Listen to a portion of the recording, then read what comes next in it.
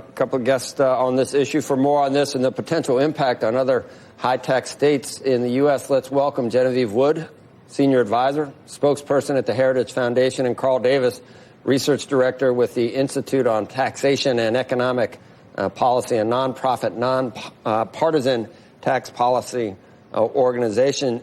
Genevieve, I think about this. I'd like to be analytical, logical about what needs to be done. But can you imagine, not only can people work from home that used to work in New York with this new Zoom world and stay at home, but, you add in the pandemic and what it's costing to just for essential services, and it's just ballooning, and they're between a rock and a hard place. And the more they raise taxes, the more people are able to leave and work from home or go to a low-tax state. You got to feel for New York. Well, you do, but let's be clear, Joe. New York was in trouble before the pandemic hit. The reality is they've been spending more than they've been taking in for some time, and that's true of California and Illinois and a lot of these different states. All the states, by the way, their answer is always to raise more taxes.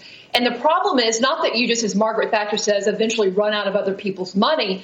You're increasingly running out of people. I mean, people are leaving these states. Companies are leaving these states, and they all say it's because of higher regulations, whether it's on individuals or on businesses. And this plan sounds like it would be a little bit of both to a certain extent. I mean, just earlier this week, it was rumored, and I don't know what's happened lately, that Chase, the largest bank in the world, certainly in the country, is maybe going to be moving its headquarters or its senior staff to Dallas.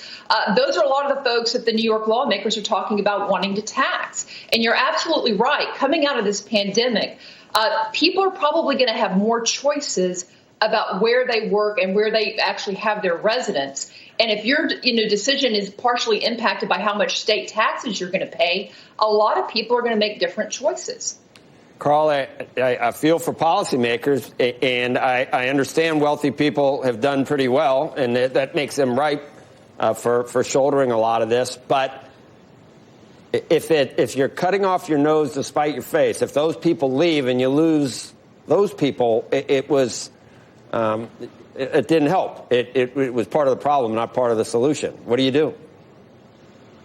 Well, I mean, revenues are down. They're down big compared to where New York thought they were going to be before this crisis started. So what do you do in that situation? Are you going to worsen the hardship? I mean, people are really struggling. There's a lot of pain, a lot of suffering right now. You can start laying off state employees, cutting contracts, canceling programs that are helping keep people in their homes and keep food on the table?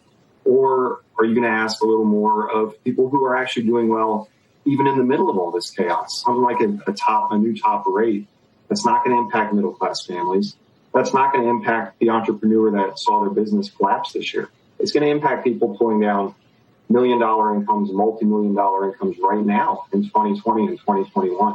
I mean, in terms of is there going to be a mass migration in response to this? I mean, frankly, I don't really buy it. One of the absolute best pieces of tax policy scholarship for the last decade looked at this question in huge detail and found that millionaires aren't moving in significant numbers in search of a lower tax rate. And you can always find an anecdote that cuts the other way, somebody that might have moved because of taxes or maybe might not, and actually ends up moving back after a little while and deciding it was a mistake.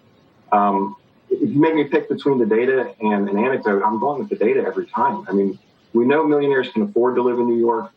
They're not going to pull their kids away from all their friends. They're not going to permanently leave their business partners and their colleagues behind. I mean, that's not how rational people respond to a 2 or 3%, cut in their pay from a slightly higher tax rate.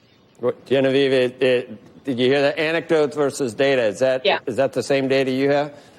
Well, no, that's not the exact same data I have. And let's keep in mind, we're not talking about this one. This is not the first tax that's been put on these folks. It's been years of it. And we do see the data of people moving, and we do see the data of businesses moving, which is jobs moving. And look, it's a terrible thing. This happened across the country and certainly in New York in terms of people losing their jobs. But lawmakers then need to be looking at policies that actually create new jobs, not take jobs away from the economy. So I would encourage government Governor Cuomo and the state legislature there to think a little bit more about how they can start opening up their state more safely, which is the complete opposite of what they're doing. They continue to close it down. It's killing jobs and jobs that are not going to come back. So again, this is another Band-Aid approach. Give us more money now, but what is the plan for a year from now, even after we've got the vaccine, but all these small businesses and restaurants that have closed aren't able to open again?